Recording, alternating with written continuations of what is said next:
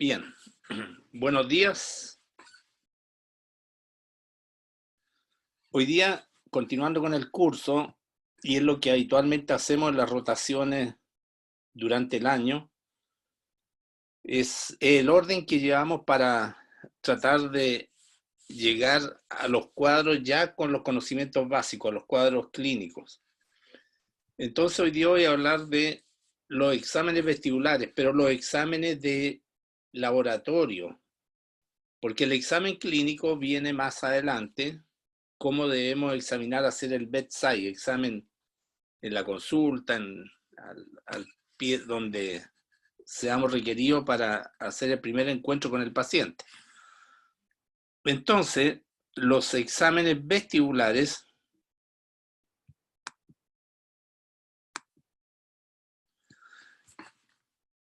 antes que examinar al paciente, tenemos que saber varios detalles de los pacientes. Por ejemplo, es importante la edad. Aquí nosotros tenemos colegas que son de neurología infantil, de adulto, en fin. Y el sistema vestibular está presente desde que nacemos hasta que nos vamos. Entonces, es muy importante la edad del paciente en relación a la interpretación de los exámenes. El sistema vestibular, además, es un sistema de respuesta frecuencial. Es decir, el sistema vestibular responde a pequeños movimientos, a medianos movimientos, a grandes movimientos. Entonces yo pueda que tenga alguna normalidad frente a movimientos reducidos, pero al ser exigido tengo problemas serios. Entonces, muchas veces ustedes están habituados a pedir un examen y creen que ese es como el paradigma de todo la evaluación vestibular, y no es así. Importante entonces la edad del sistema vestibular, la temporalidad de los síntomas. ¿Qué hacer con un paciente que tiene un cuadro vertiginoso agudo en ese momento? A ver si en ese momento yo le pido exámenes, si se justifica o no. O cuando ya lleva unos días, o estamos frente a un paciente con un desequilibrio crónico. ¿En qué momento pedir los exámenes y qué exámenes pedir? Y después tener presente que nosotros no somos solamente aparato vestibular, somos vista, somos propiocepción, somos presión arterial, somos metabolismo y somos psiquis. Por lo tanto, cualquier problema, incluso yo, sin tener nada vestibular, les puedo simular una enfermedad vestibular y contar la historia.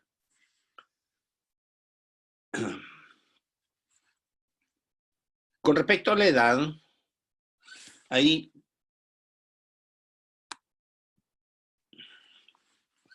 esto está todo estudiado. El hueso temporal está estudiado en pacientes que han fallecido precozmente, que le han sacado los huesos temporal y se hacen, en este caso, en la parte vestibular y también en la coclear, el conteo de las células ciliadas, en este caso por 1/100ª de milímetro cuadrado, conteo en microscopio. Y un trabajo bastante arduo, como lo pueden ver, porque aquí tenemos un grupo etario que ya más o menos a los 5 o 6 años se han hecho estos estudios hasta llegar más o menos a los 80, 90 años. Y se ve como en gente son estudios muy largos, muy programados y sacando todo lo que significa enfermedad conocida. Por lo tanto, casi son estudios de un investigador le ha tomado la vida en hacer esto, como el caso del doctor Churnek en los Estados Unidos, en que han hecho conteos de las células ciliadas, o como dijo la doctora ayer, y lo dijo muy bien, las células esterociliadas, porque son esterocilios, del canal semicircular superior, también llamado hoy día anterior, del canal semicircular lateral, del canal semicircular posterior y las células ciliadas del utrículo y del sáculo. Tremendo trabajo. Entonces, se ha visto que nosotros tenemos predominio de células ciliadas de los canales, porque los canales son los que responden a las aceleraciones angulares. Dicho de otra manera, el laberinto vestibular es un captador de aceleraciones, es un acelerómetro o desacelerómetro, pero en velocidad constante no funciona, salvo su descarga tonal, como dijo la doctora ayer. ¿Y por qué descarga tonal? Porque nosotros estamos influenciados por una aceleración que es permanente, que es la aceleración de gravedad. Podemos estar quietos, pero estamos influenciados por ella. Por lo tanto, el sistema vestibular está siempre descargando. Tiene una descarga basal. Si nos movemos, esa descarga aumenta. Nos movemos en base a aceleración. Entonces, vemos, como hablamos de la edad, tenemos acá que esto antes de nacer, el desarrollo embrionario, a los 22 días tenemos el engrosamiento del ectodermo primario, ¿no es cierto?, en el romboencéfalo, y se forman las placas auditivas, las que empiezan a migrar por el mesodermo hasta llegar adentro y empezar a desarrollar en el otocisto la estructura del oído interno en relación a la parte coclear y a la parte vestibular. Se ha detectado a las 6 semanas respuestas vestibulares a impulsos intensos. Esto en humanos, y yo lo vi en una oportunidad hace 20 años atrás, a un investigador belga a buscar respuestas vestibulares en huevos embrionados, que lo hacía correr arriba de un carrito por una de estas líneas que usan los niños para jugar con trenes. Y por supuesto con electrodos. A las 16 semanas ya hay, a las 16 semanas de embarazo, de desarrollo embrionario, hay mielinización neural. Es decir, los nervios, que son los primeros que se forman, los vestigios neurales que vienen de la cresta neural, van mielinizándose, y ya a las 16 semanas estos nervios deberían estar funcionando, pero hay un retraso en la maduración funcional y estructural de los receptores vestibulares, que a las 32 semanas están listos. Por lo tanto, al nacer nosotros tenemos un laberinto óseo y membranoso maduros.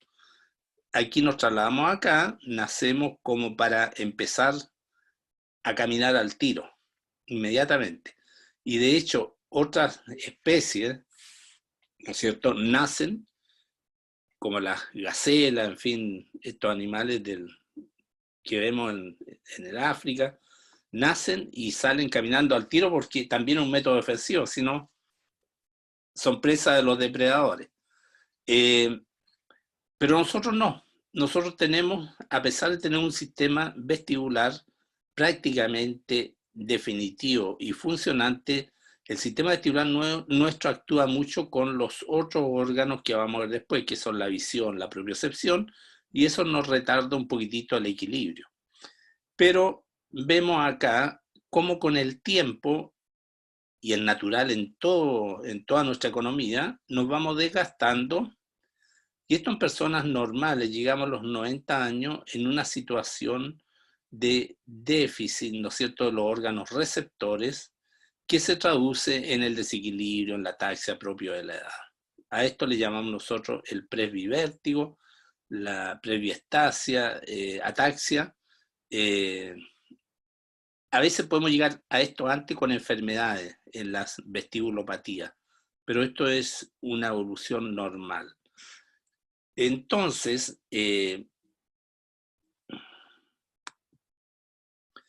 los exámenes que vamos a ver hoy día se centran, y sus resultados fundamentalmente, en este grupo etario, más o menos entre los 15 años, entre los 10 años incluso, para los que están ahí de pediatría, entre los 10 años ya podemos ir haciendo estos exámenes, más o menos hasta los 60, 65, 70 años, que podemos darle un valor relativamente normal aquí. Aquí hay que tomarlos siendo pacientes normales, le vuelvo a repetir, con un juicio especial, y en los niños por lo difícil de examinar la parte vestibular. Pero ellos tienen mejor sistema vestibular que nosotros. Otra cosa que habíamos dicho, que hay que tomar en cuenta cuando uno hace los exámenes, qué cuadro clínico está viendo.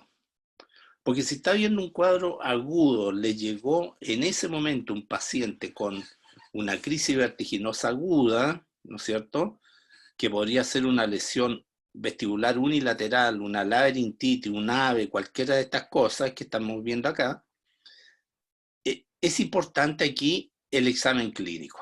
Lo vamos a ver más adelante, hay paradigmas y hay acrónimos que ustedes deben conocerlo como el HINS y el HINS Plus, en que eso debe ser aplicado en este momento.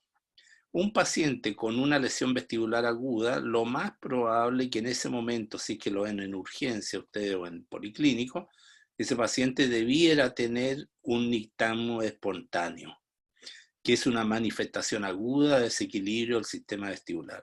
Por lo tanto, es fundamental saber tener un capítulo de conocimiento de qué es lo que es el nistagmo espontáneo y cómo vamos a actuar. Si ustedes en este momento piden un examen de los que vamos a ver, probablemente va a ser traducido esto en puro nistagmo espontáneo. Entonces, después tenemos los síndromes episódicos que pueden ser gatillados, como el vértigo más común en el mundo, que es el vértigo postural paroxístico, posicional paroxístico benigno. Y tenemos esta serie de cosas que también están incluidas dentro del curso, que la vamos a ver después, síndrome de tercera ventana, fístula perilinfática, pero este es el más frecuente, y en realidad el objetivo del curso es tener más o menos claro lo frecuente, qué es lo que vamos a hacer, y por supuesto que tratar esto otro que también existe. Entonces estos son gatillados. ¿Gatillados por qué? Por el cambio de posición. Yo estoy bien, me levanto en la mañana y de repente un vértigo fugaz, episódico, fugaz de segundo. Si este vértigo se me prolonga más allá por horas, ya salimos de aquí y nos vamos probablemente acá. Es un agudo que está durando más. O nos vamos acá. ¿Por qué? Porque este vértigo nace espontáneamente y aquí entra el capítulo conocido por todos desde la escuela, ¿no es cierto?, que es la enfermedad de Menier, y su prima hermana, que es la migraña vestibular.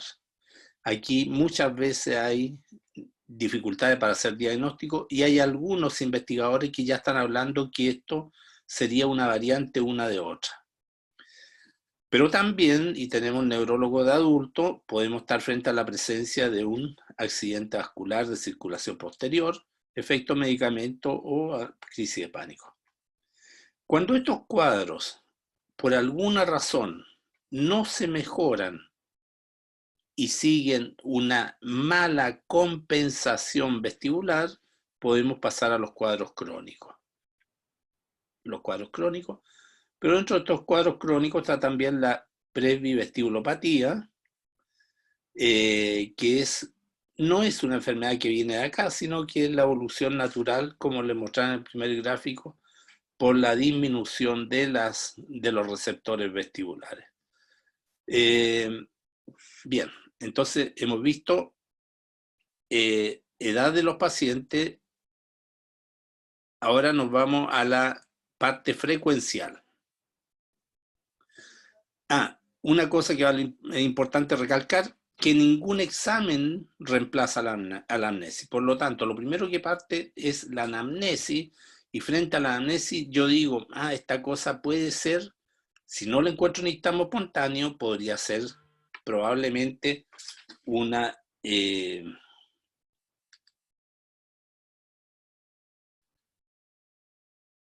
Llego atrasado. Matías, bueno. Entonces podría ser un cuadro de tipo vestibular agudo que ya lleva algunos días, que ya no tengo nistagmo espontáneo y tengo que estudiarlo. Entonces, es importante que la anamnesis no reemplace, o sea, ningún examen reemplaza a la anamnesis. Aquí hay un resumen de todo lo que vamos a hablar. La audición la dejamos aparte. A la caída de la audición por debajo de los 25 decibeles, más o menos le llamamos ya hipoacusia. Y la hipoacusia puede ser leve, moderada, severa, depende del grado. Puede ser una hipoacusia sensorio-neural, como ven aquí abajo. ¿Se ve el cursor? ¿El cursor? Sí, se ve, doctor. Ya. Sensorio-neural, que puede ser para frecuencias agudas. Aquí están las frecuencias para los becados. En la audición es un órgano frecuencial por excelencia. Aquí están las frecuencias bajas, graves, las medianas, las altas. Entonces aquí yo tengo una hipoacusia de frecuencias altas. Aquí tengo una hipoacusia sensorio-neural, están pegaditos de frecuencias bajas, de las frecuencias graves, aquí de la frecuencia aguda. Y aquí tengo un gap entre la vía ósea, que está en guiones, con la vía continua. Aquí hay un problema de transmisión en el oído medio. Este es un caso especial en que se escucha muy bien la vía ósea y mal la vía aérea en alguna frecuencia, que le llamamos hiperacusia de transmisión. Bueno, la audición, hay un capítulo aparte de esto, la vamos a examinar con todos estos exámenes que ustedes conocen. Y la parte vestibular, tenemos que si hay un nistagmo espontáneo, ¿no es cierto? Con nistagmo espontáneo, generalmente no hacemos ninguna prueba. Ahora, la única prueba que podemos hacer y que es válido hacer es que ustedes le pidan a un tecnólogo médico otorrino en alguna consulta donde puedan que le registre lo que están viendo. Ese problema lo tenemos nosotros, lo tienen los oftalmólogos, lo tiene mucha gente, porque a veces no podemos diferenciar qué tipo de movimiento tiene el ojo y probablemente podría ser un nistagmo. Entonces, la videonistagmografía, ustedes le piden, le registra y le dice, esto es un nistagmo. ¿Eh? Entonces, y teniendo un nistagmo no se justifica seguir adelante. Hay que ver si ese nistagmo es periférico central y hay elementos para eso que lo vamos a ver más adelante. Pero si no hay nistagmos, podemos hacer todo lo que quieran. Partimos con las pruebas calóricas, que son las pruebas vestibulares, pero todas las pruebas tienen que tener registro de BNG, video nistagmografía. Hoy día ya no vale el tener un informe al ojo, ¿no es cierto?, de pruebas calóricas o de los otros exámenes que vamos a ver. Después tenemos la información de los canales semicirculares. Y la información de los canales semicirculares también. La prueba calórica informa de canales semicirculares. Es un examen específico que nos va a informar de canales coplanares laterales que están en el mismo plano. Ayer la doctora Walker se los dijo, eso se lo mostró en un esquema. Canales laterales y el plano cruzado que hacen los canales superior con posterior. Este es el right anterior, left posterior canal, el canal anterior derecho y el canal posterior izquierdo, que funcionan en un solo plano. O al revés, el left anterior, anterior izquierdo y posterior derecho. Ahora, esto hoy día está llenando un espacio que lo teníamos vacío. Nosotros hoy día estamos en realidad en una situación de estudio vestibular extraordinaria, porque por lo menos yo partí con la prueba calórica y la prueba calórica lo eran todo, y van a ver que en realidad sirven, y hasta el día de hoy sirven, pero son limitadas. Estos exámenes hoy día ya está estandarizado el uso del BIGIT, por si ustedes no lo conocen, que es lo mismo que el HIMP, el Head Impulse Test, y esta es la parte contraria, que es el HIMP con fijación, con supresión.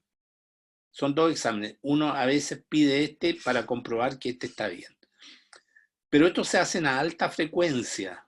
Acuérdense que el segundo punto era frecuencial. En cambio, hoy día ya hay trabajos, y muy bonitos, que muestran que estos mismos exámenes que le cambiaron esta sigla, el BIBOR y el BORS, se hacen, pero a baja frecuencia. Y finalmente tenemos estudios de otros elementos que no funcionan con con la aceleración angular, como esto, sino que funcionan con aceleraciones lineales. Y eso, el responsable de captar esas aceleraciones lineales son las máculas del utrículo y el sáculo. Y aquí tenemos los BEMS. BEMS es un acróstico inglés, que son los potenciales evocados miogénicos vestibulares, vestibular evoked myogenic potential. Esto significa que esto no tiene la medición de aceleración, sino que son electromiografías. Aquí está, electromiografía, en que se mide la contractibilidad o la relajación del músculo esternocleidomastoideo y del músculo oblicuo inferior. Lo vamos a ver un poquito más adelante. Una alteración de esto también nos puede dar una alteración de la vertical subjetiva de la mirada y las reacciones de movimiento lateral de la cabeza, ¿eh? El tilt ratio. Entonces, este gráfico, que es muy bonito, aquí mezcla los tres sistemas que tienen que ver con el equilibrio. La parte vestibular, y aquí está modelizado el canal lateral, que es el que mejor se puede estudiar, del canal lateral, vemos que las frecuencias son estas: 0,02, 0,2, 2 y 20. Y aquí la parte vestibular, aunque más estímulo tenga, mayor frecuencia, se nos viene abajo, no responde. Es un sistema que se agota, que parte suave tiene su máxima expresión en esta zona, su máxima ganancia, que es la zona donde nosotros realizamos nuestros movimientos diarios. Por lo tanto, el sistema vestibular es fundamental. En los movimientos de muy baja frecuencia o baja frecuencia, en realidad somos muy apoyados por la parte visual. La parte visual nos apoya, y la parte propioceptiva, las máculas, que están funcionando y que nos apoyan mucho más allá. Es importante después, nuestra kinesióloga, Gabriela, le va a explicar este puntito que es muy clave, donde se mezcla la parte visual con la parte propioceptiva a baja frecuencia, y esto origina patologías que tienen que ver con nosotros, también con ustedes, como la cinetosis, en fin, el mal de desembarco. Todo eso funciona aquí, donde hay esta conjunción de estímulos de baja frecuencia.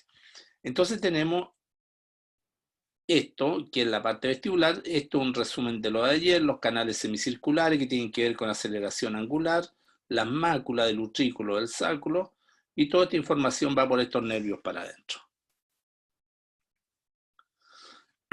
Entonces, el sistema vestibular es mucho más allá que los oídos. Tenemos nuestras aferencias vestibulares periféricas, que llegan a los núcleos vestibulares, pero también está llegando aquí en forma indirecta y directa, a través de los pedúnculos cerebelosos, las aferencias propioceptivas, somatosensoriales, y las aferencias visuales, ya sea voluntaria con la fijación o refleja a través del nistagmus optoquinético. Todo esto lleva a este hornito, que son los núcleos vestibulares. Aquí se integra, se compara y se analizan las informaciones, y sale inmediatamente la respuesta para que no suframos un accidente al caer cuando nos desestabilizamos. Hacemos funcionar nuestras piernas, los músculos, ¿cierto? Y provocamos las reacciones de equilibrio y adaptación del cuerpo a los movimientos, y llevamos la vista, el ojo, ¿no es cierto?, al objetivo para fijar dónde estamos y estabilizar nuestra postura. Estabilización del ojo. Esto es reflejo. El sistema vestibular funciona en base a reflejos, sumamente rápido, y son los reflejos más rápidos del cuerpo, porque son reflejos protectores. Y una información va a tener que llegar al área vestibular, parietoinsular, que ya se habló ayer, y de ahí va la información a la parte visual, al sistema límbico, a la amígdala, ¿no es cierto?, al cerebelo para la coordinación, pero esto ya es más lento, es más lento.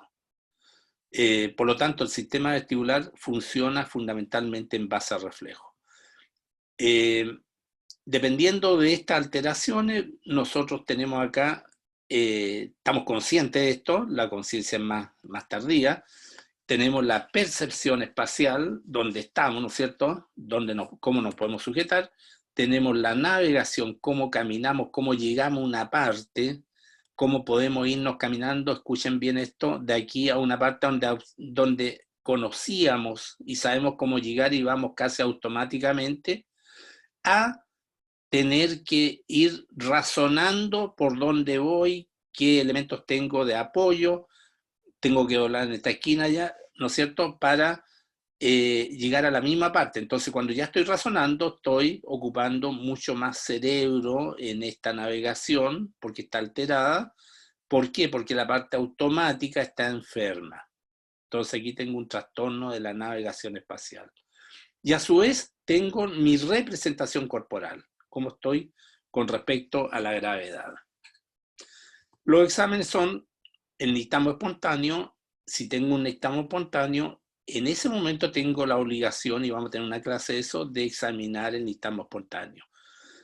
Si no tengo nistagmo espontáneo, puedo partir con cualquiera de estos exámenes. Le puedo pedir un examen de octavo par, ¿no es cierto?, siempre con BNG, el BHIT, y una serie, la prueba rotacional, en fin, hay una serie de exámenes. Y finalmente también tengo que preocuparme esta parte. El equilibrio no es ojo, es todo el cuerpo.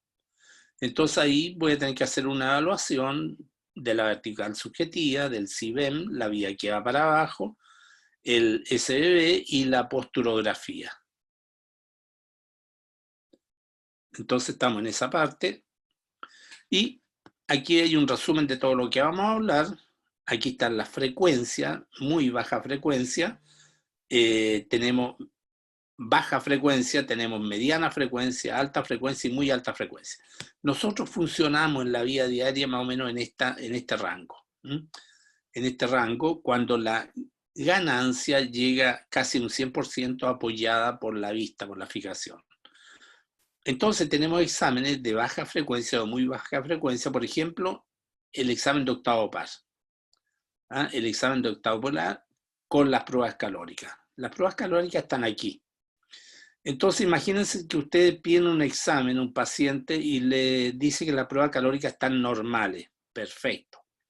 Pero quedan con la duda, porque ustedes como neurólogos lo ven y de neurológico no tiene nada. Entonces empiezan la disquisición aquí, bueno, este paciente debe ser psiquiátrico, y resulta porque tiene la parte vestibular normal, pero no hemos examinado todo este rango. Y sobre todo el rango fundamental de los movimientos que hacemos en la vida diaria. Movimiento cefálico activo. Entonces tenemos que a lo menos tener información de las frecuencias bajas, de las frecuencias medianas y de las frecuencias altas. Para poder decir este paciente está bien de la parte vestibular o tiene una falla en esta parte y darle tratamiento a esa parte. Y el objetivo de todo esto, del funcionamiento del sistema vestibular, es que los objetos lleguen a esta parte que es la fobia. La fobia ocular es la zona de máxima discriminación del objeto. Entonces, aquí tenemos este personaje que es conocido, ¿no es cierto? Esto es la retina, está mostrando esta camiseta que logramos vislumbrar, que es un número 19, entonces los objetos llegan a la retina, a esta parte, y rápidamente llegan aquí, y de aquí lo toman todos estos movimientos y lo fijan en la fobia, y tenemos la discriminación del objeto. Estos son milisegundos. Entonces llegan aquí, y de ahí, y veo que este señor es el presidente Obama. Entonces, ¿qué movimientos me llevan los objetos rápidamente a la retina? Me lo lleva el BOR, y aquí nos encontramos de nuevo y por eso que estamos estudiando esto. Pero me lo lleva otro movimiento que es el otro reflejo, que es el reflejo optoquinético, que tiene dos fases. El optoquinético y el BOR utilizan, teniendo estímulos diferentes, uno tiene estímulo visual y el otro tiene estímulo rotacional aceleratorio, teniendo estímulos diferentes, a nivel de los núcleos. Cuando llegan a los núcleos, la información núcleos vestibulares, uno desde la periferia y el otro desde el centro del sistema nervioso central, tienen una vía efectora que es la misma. Por lo tanto, compiten ahí. O se complementan. Como la parte visual es fundamental para evaluar a nuestros pacientes, porque nosotros no podemos hacer biopsias del oído interno, no podemos ir a sacar, a ver, voy a ir a la mácula del utrículo, a la mácula del sáculo, a ver qué tiene este paciente, porque yo entro al oído interno y el paciente queda sin audición, muere el laberinto, sin la función cócleo-vestibular. Por lo tanto, tenemos que apoyarnos en otras estructuras para tener un diagnóstico, y esos son los exámenes. Por ejemplo, la mayoría de los exámenes que tienen que ver con el BOR, vamos a tener que estudiarlo a través de la vista, y lo que tiene que ver con el vestíbulo espinal a través de la posturografía y de todas las variantes que tiene ese examen. Por lo tanto, no sacamos nada con ver un paciente, por ejemplo, que tiene suponemos que tiene un problema de tipo vestibular y le pedimos al tío un octavo par y el paciente tiene un daño visual severo. ¿Por qué? Porque las respuestas van a ser alteradas y yo puedo hacer un mal diagnóstico. Por lo tanto, esto está dentro del examen que nosotros hacemos, por lo menos ver la agudeza visual estática y dinámica, ¿no es cierto? Aquí tenemos una persona andando en esta cinta a diferentes velocidades y ahí están los tipos de Snell y vemos cómo está funcionando esto, y que lo vamos a ver después con otro examen que también nos ayuda mucho la kinesióloga en esto.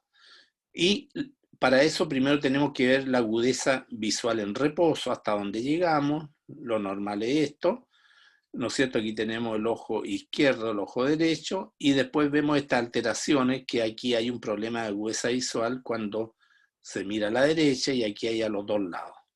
Todo esto le va a hablar después la kinesióloga. Por lo tanto, necesitamos ver cómo está la oculomotilidad.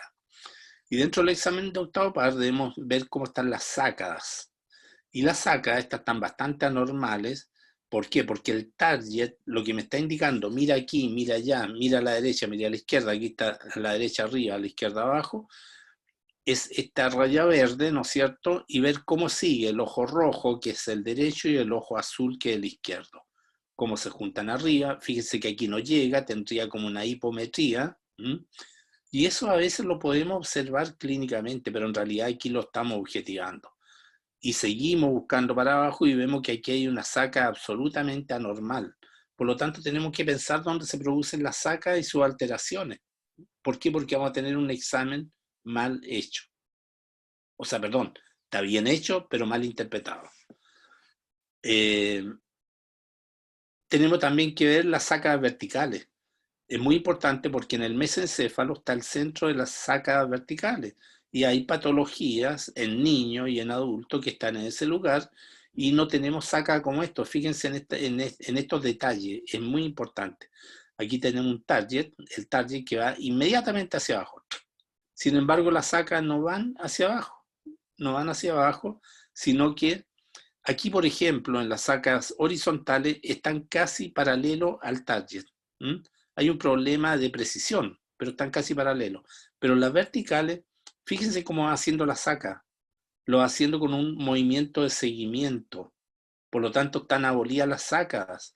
Y esto significa que tenemos que ir arriba con un buen examen de imagen a ver qué es lo que está pasando a nivel de los colículos, a nivel del mesencéfalo, porque ahí está el centro sacádico y el centro de mantenimiento de la mirada vertical. Después vemos el seguimiento, los movimientos suaves de persecución, que aquí se confunden, este está muy bonito, se confunde con el target, y los valores están acá. Cuando cae en esta parte ya oscura, los valores están alterados, y la fase que está acá, la fase corresponde a la fase. Se esconde la respuesta de los ojos con la respuesta, eh, con el indicador que va guiando los ojos. O sea, está en fase. Y el optoquinético, que también, le vuelvo a repetir que es importante, porque como tiene que ver con la parte vestibular en la segunda y tercera neurona, que es la neurona del fascículo longitudinal medial y la motoneurona, también tenemos que ver que si hay alguna alteración. Por tanto, esta parte del examen vestibular, yo la miro antes de ir a ver el resultado, porque si esto está alterado, en realidad tengo que interpretar el resultado en base a esto, o irme a estudiar un cuadro que generalmente es de tipo central. Entonces tenemos las respuestas a muy baja frecuencia. Hablamos de la prueba calórica. La prueba calórica tiene este dibujito en los exámenes, puede tener otro más, el diagrama de Fraise o la mariposa de Clausen. Y la prueba calórica, que es antigua, la prueba calórica tiene más de 100 años. Dentro de los estudios del nistagmo espontáneo y los nistagmos provocados y con pruebas calóricas, le significó al doctor Robert Barany en Suecia ganar el premio Nobel de fisiología en el año 1014. Pero la prueba calórica él la escribió en el año 1009. Entonces se puede hacer con agua a 30 grados a 44 grados, que es la que conocemos habitualmente. Hoy día ya es menos molesta porque se hace con aire a 24 y a 50. Y son comparativas. La gracia de la prueba calórica permite examinar un solo laberinto. Hay valores que hay que tomar en cuenta, lo vamos a ver más adelante por problema de tiempo, que van a decir si hay un déficit, hay una paresia donde dice debilidad, o hay una dirección preponderante que me habla de que los vectores que van para un lado son mayores que los del otro, lo que está indicando en alguna medida que hay un cuadro agudo vestibular, que hay un nistagmo latente que lo está siendo gatillado por las pruebas calóricas. Entonces, estas se ubican aquí en esta frecuencia. Este es un cálculo por el cual llegamos a la frecuencia 0,04, son T medio más T medio, es un T partido por 4 minutos, porque aquí hay 2 minutos aquí hay 2 minutos para arriba, 2 minutos para abajo, 4 minutos, 4,60 porque el T por segundo me da 0,04 y me ubica las pruebas calóricas acá. La prueba calórica no es una prueba fisiológica, es una prueba por calentamiento o enfriamiento de la endolinfa, por lo tanto me da una respuesta sinusoidal de la cresta, no es el reflejo. Y me examina, esto, véanlo bien, fundamentalmente la respuesta del nervio vestibular superior. Se calienta todo o se enfría todo, pero me examina la respuesta del nervio vestibular superior. Tenemos alteraciones cuantitativas. Esta es la ley de Yonkis, en que me mide los vectores que van para un lado, los vectores que van para otro. De aquí yo saco si el paciente tiene una menor respuesta vestibular en un lado, o si tengo una dirección preponderante hacia un lado dado por un nistagmus latente. Pasamos a las frecuencias medianas. Este es un capítulo que es muy importante porque aquí realizamos la mayoría de las actividades diarias. Y desgraciadamente, recién ahora estamos logrando interpretar algunas pruebas que tienen relación con esta frecuencia. Por ejemplo, el V-Bors y el Bors es lo mismo que el HIT. Yo lo voy a dejar para después porque hay capítulos especiales de HIT. Pero se hace a muy baja frecuencia, 0,5 Hz, estamos aquí más o menos. Estas son escalas logarítmicas. Por lo tanto, estamos aquí en el comienzo de las respuestas naturales a los movimientos cefálicos. El Big su hermano mayor está acá. Pero ya tenemos por lo menos esto que nos está hablando de que pudiera haber una alteración del reflejo vestíbulo-colomotor a esta frecuencia, a frecuencias bajas. Es un movimiento que tiene una amplitud de 10 grados, igual que el otro, pero la única diferencia es que en vez de hacer que el otro se hace así, violentamente, este se hace a una velocidad mucho más chica. Por lo tanto, este examen está naciendo, está recién publicado como examen, nació como un aporte más de esta maquinita, que es la misma del Vigil. Y lo dejamos ahí, nosotros vamos a empezar a estudiar los pacientes con esto, ya hemos hablado con los tecnólogos y vamos a ver qué resultados tenemos más adelante. Pero esto ya está funcionando en muchas partes del mundo. Tenemos la prueba postural. La prueba postural, si ustedes ven en este examen aquí, tenemos la prueba calórica acá, ¿no es cierto?, dentro del examen de octavo par. Y aquí con el mismo color está incluido acá, prueba posicional. ¿Por qué? Porque la prueba posicional, que está en el mismo examen, y esto es importante tenerlo en cuenta, porque aquí la prueba calórica estamos tranquilitos con el paciente en la camilla, le echamos agua, vemos el resultado de los exámenes, pero aquí ya el paciente lo estamos volteando, por lo tanto estamos aumentando la frecuencia. Y esto me puede estar dando una patología que está encubierta en los exámenes en reposo, por así decirlo.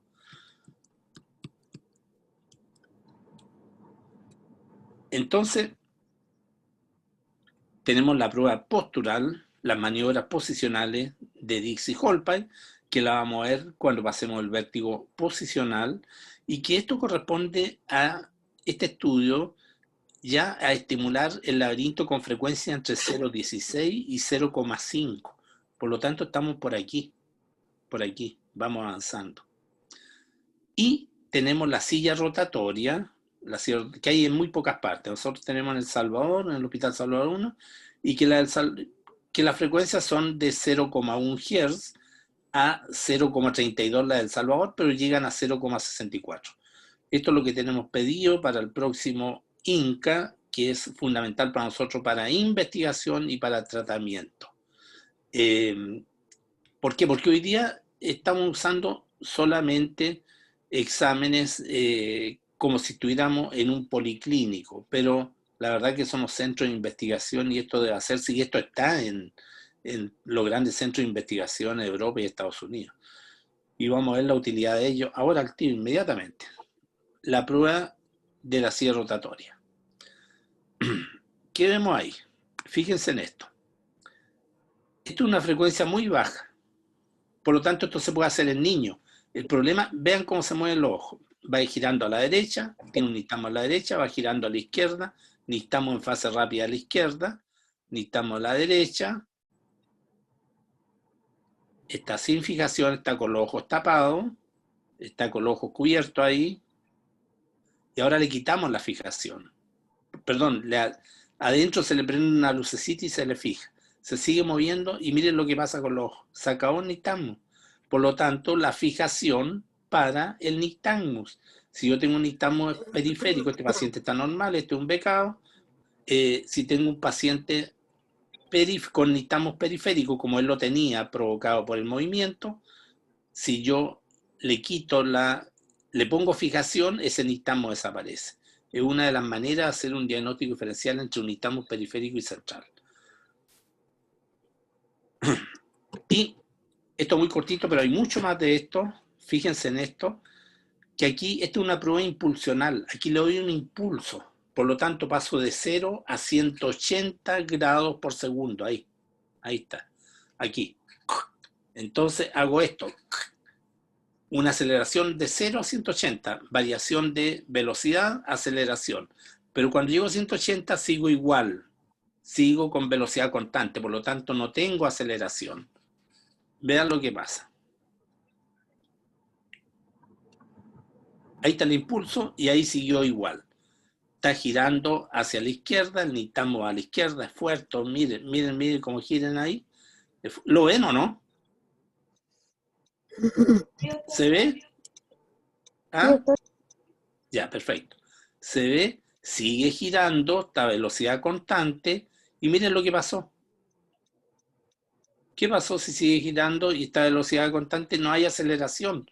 Por lo tanto, el laberinto no funciona como acelerómetro. Sin embargo, está girando. Ahí paró y tenemos la respuesta al lado contrario. ¿Qué pasó aquí? Fíjense en esto. Aquí estamos en cero, aquí partió. Este es el impulso. Entonces tenemos la respuesta vestibular acá, aquí.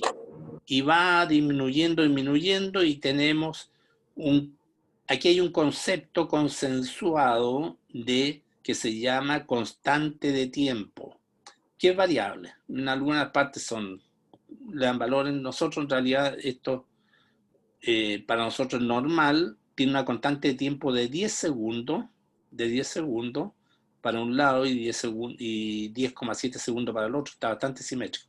O sea, viene el impulso y empieza a disminuir porque ya no hay aceleración, pero hay como una reserva de velocidad, porque ustedes vieron que venía nistamo hasta que llegó un momento en que seguía moviéndose y no tenía marcación de nistamo. Y después del post, cuando para, es lógico, tenemos el efecto al revés. Este efecto al revés se ve también en el optoquinético. Si ustedes están pasando las cintas y los ojos están moviéndose, si en algún momento le cortan el paso de la cinta, el ojo se sigue moviendo. O si le dicen que cierre los ojos, no está mirando la cinta, el ojo se sigue moviendo un tiempo. O sea, hay una reserva del movimiento. Esta es la reserva para la parte horizontal. Y aquí está el mecanismo de reserva. Lo fundamental aquí es el núcleo prepósito hipogloso. El núcleo prepósito hipogloso, este es un giro de la cabeza a la derecha, acá. Los ojos van a la izquierda. Eso es lo que conocemos como BOR. Tiene una vía muy corta que es la vía a los núcleos vestibulares, al sexto, tercero. ¿No es cierto? Sexto, tercero, y los ojos se me van para allá. ¿Qué es esta respuesta? Esta es la respuesta vestibular, muy cortita. Esta información que llega a los núcleos vestibulares llega a un núcleo que está al ladito para los movimientos horizontales, que es el núcleo prepósito hipogloso. Y aquí se almacena este impulso y hace que nuestros movimientos sean mucho más efectivos y mantenidos que hacer esto y se me acabó el movimiento. ¿Me entienden? Entonces, va a llegar a la misma vía, pero ya dándole como reverberando esta situación de movimiento, entregándole, no se vengan para acá, sigan nomás. Y esta respuesta. Esto es lo que le llamamos constante de tiempo. Constante de tiempo. Es muy importante porque si tenemos una constante de tiempo baja, podemos estar hablando de una lesión vestibular de tipo central, a nivel de bulboprotuberancia, donde está este núcleo. Otra cosa, los pacientes que tienen arreflexia vestibular bilateral tienen una constante de tiempo muy disminuida, prácticamente no tienen constante de tiempo, la arreflexia vestibular bilateral. Por lo tanto, y los pacientes que tienen alteración del movimiento, como la cinetosis, el mal del desembarco, tiene alterada la constante de tiempo. Y el objetivo de esto, con los tratamientos kinésicos, es llevarlo a una disminución, a llevarlo, entre comillas, por habituación a una situación de hiporreflexia vestibular. Y aquí tenemos el estudio a alta frecuencia. Entonces hemos visto baja, prueba calórica, aquí en mediana tenemos el VIVOR, que es el HIIT, el BIHIT, pero de baja frecuencia, y tenemos la silla rotatoria. Y en alta frecuencia tenemos el test del impulso cefálico. El test del impulso cefálico es el Head Impulse Test con video. ¿En qué consiste esto? Consiste en someter la cabeza a altas aceleraciones. Entonces este cafecito, el estímulo de aceleración, este es un caso patológico en que la respuesta ocular está acá, no alcanza a ser igual que la otra. Aquí vemos en otra marca, en otro tipo de instrumento, porque la respuesta la puedo tener escondida ahí, o al revés, una imagen especular en espejo. Si veo yo la ganancia, el estímulo aquí, el estímulo del movimiento cefálico y el estímulo, la respuesta a los ojos, están prácticamente muy normal para el oído derecho. Sin embargo, acá está disminuida la respuesta, hay un daño en el lado izquierdo, y este daño trata, que es muy precoz, ya les dije que el reflejo vestíbulo oculomotor es precoz, es de milisegundos, trata de ser compensado por estas rayitas que son movimientos oculares que son sácadas, algunas dentro del mismo movimiento que son sacas cubiertas o cover y otras fuera del movimiento inmediatamente después que son las sacas over. Esto es como que está tratando de que esta disminución de la ganancia llegue acá. Incluso aquí tiene una saca que hace casi la amplitud de la respuesta. ¿Se fija? Entonces esto es la ayuda a que el aparato vestibular que está deficiente trate de ser normal. Y aquí tenemos la respuesta, ¿no es cierto?, con el lado derecho, que ya lo vimos, que está normal, y aquí está muy bajo. Esto más o menos lo mismo, ahí está la respuesta disminuida de la ganancia, y la saca cover que trata de ayudar, y la saca over que viene atrás. Este examen, que es el Head Impulse Test, o el HIMP, que es lo mismo, lo van a ver en los libros, y este es el HIMP, pero con S, supresión de la visión, porque este se hace moviendo la cabeza de un lado para otro, mirando un punto fijo. Sin embargo, este se hace mirando el punto móvil. Entonces se suprime la visión. Aquí gira toda la cabeza. Con estos lentes, desgraciadamente no tuvieron la oportunidad de pasar por neurocirugía, donde aquí estos exámenes lo hacen los tecnólogos y lo enseñan a toda la gente. Esto examina frecuencias ya de 2000, 3000, 4000, que está más o menos acá. Entonces estamos viendo que los exámenes son frecuenciales. Si yo tengo un examen de la misma manera que le dije, si tenía una prueba calórica normal, podría tener un paciente con una patología vestibular, porque esta parte no la he estudiado. Entonces uno tiene que estudiar esta parte.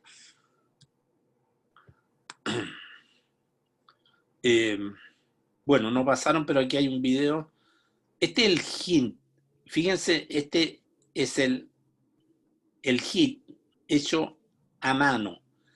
Lo puse en cámara lenta para que vean, porque este paciente tiene un daño en el lado, ahí está fuerte, pero en cámara lenta hacia el lado derecho, los ojos están mirando al examinador, a la nariz.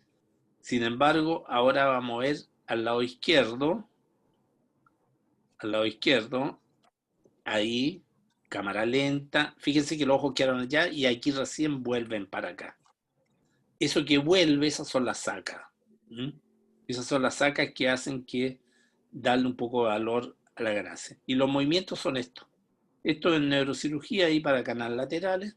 Ahí y allá en la pantalla se está viendo cómo está respondiendo la parte visual. Y eso después se promedia. Y aquí está para los canales anteriores.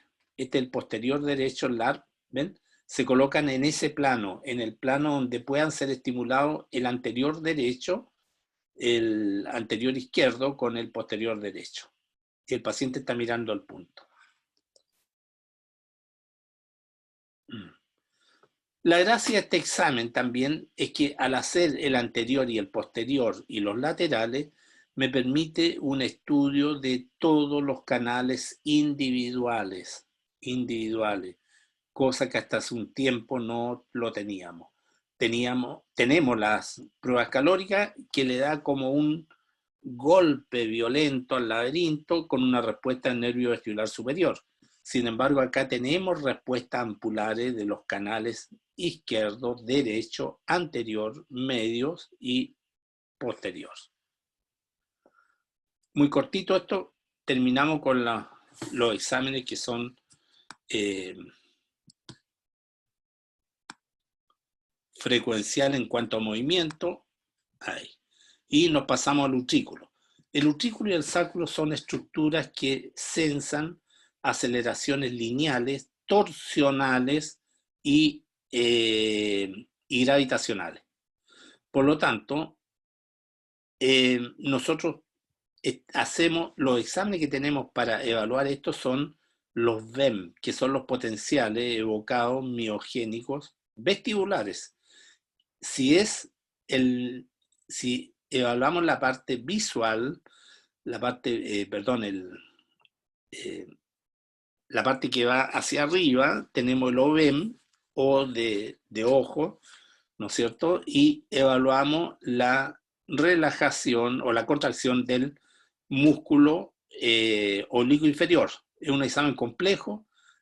El músculo muy pequeño, hay que mirar hacia arriba. Mañana la tecnóloga Denise le va a hablar de esto. Se coloca un electrodo cutáneo por debajo del ojo, en la zona donde está, se supone que podría captar información del oblicuo inferior, y tenemos estas respuestas que son potenciales de acción. Aquí tenemos un P y un N que tiene una latencia que bate más o menos cerca de los 20 la onda P, y la otra pasadito los 25, a diferencia de, esta es una patología, aquí está aumentada, el umbral está muy bajo con respecto a esto, es una patología del oído interno, del canal semicircular superior,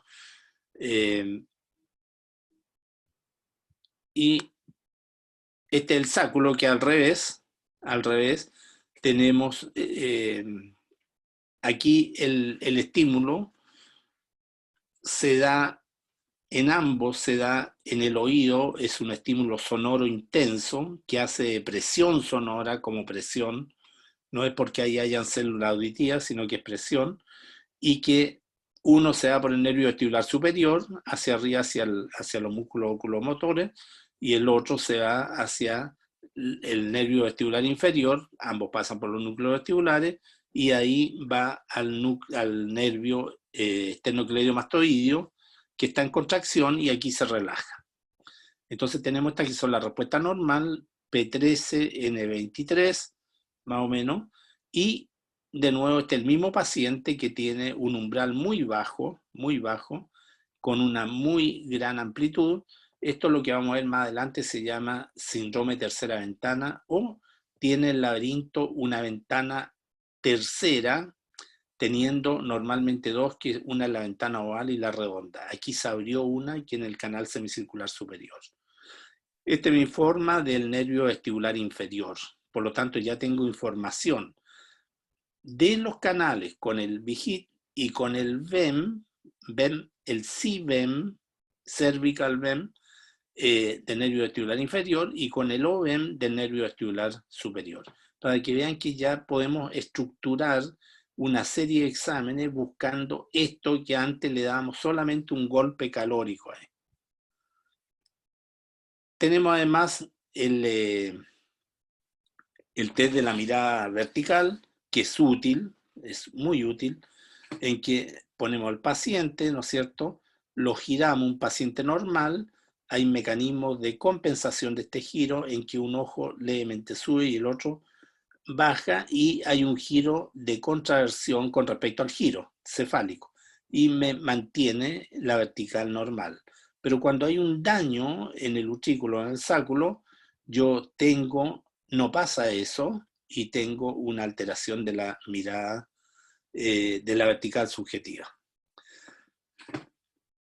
Los exámenes individuales tienen una sensibilidad que no llega más allá del 0,7. Ahí tienen individuales, 0,7 la calórica, rotatoria, VIGIT. Vamos haciendo combinaciones. Este es un trabajo presentado hace 6 años atrás en la Sociedad Barani, que se hizo en Buenos Aires. Finalmente, es un trabajo hecho por un español, que es muy, muy buen investigador. Finalmente, cuando juntamos las tres, en el fondo estamos hablando de lo mismo. Exámenes de baja frecuencia, de mediana frecuencia y de alta frecuencia, llegamos a una sensibilidad de un 0,90%, con una especificidad de 0,7, y eso está refrendando lo que he hablado hasta el momento. Pero ya vimos toda esta parte, ahora nos queda esta parte, y esto va a ser muy cortito porque la tecnóloga, la kinesióloga, la licenciada, como le dicen en los webinars, Gabriela García, le va a hablar a ustedes con mucho más propiedad sobre esta parte y la importancia que tiene. ¿Qué es lo que hace ella? Hace un examen de la postura, el control postural, evaluación del equilibrio, ¿no es cierto? Este es el control postural, este es un paciente absolutamente anormal, estas son los rangos normales para el equilibrio, depende de la edad. Estas dos pruebas son de dependencia exclusivamente propioceptiva y estas otras son de dependencia visual, en que se le saca la parte visual y propioceptiva, se la saca con una alfombra se le saca la parte de propioceptiva propiamente. Estas son las respuestas que se logra normal, después debe estar así.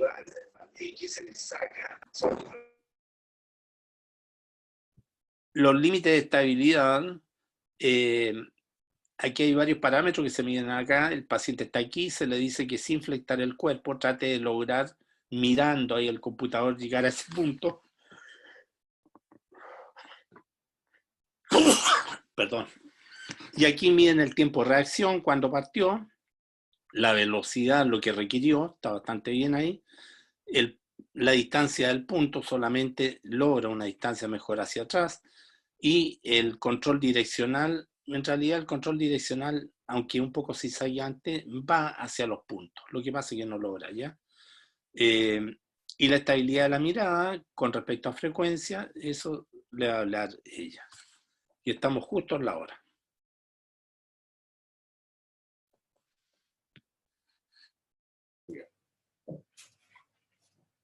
Matías. Doc, súper, se pasó. Muy completo, bien extenso. Estamos acá escuchándolo. Con la Gabriela que llegó.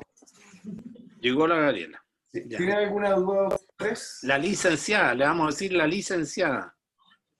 Le dicen así. Doctora, ¿alguien tiene alguna pregunta para el doctor Sariego? Porque en el chat no había ninguna pregunta escrita que recuerde.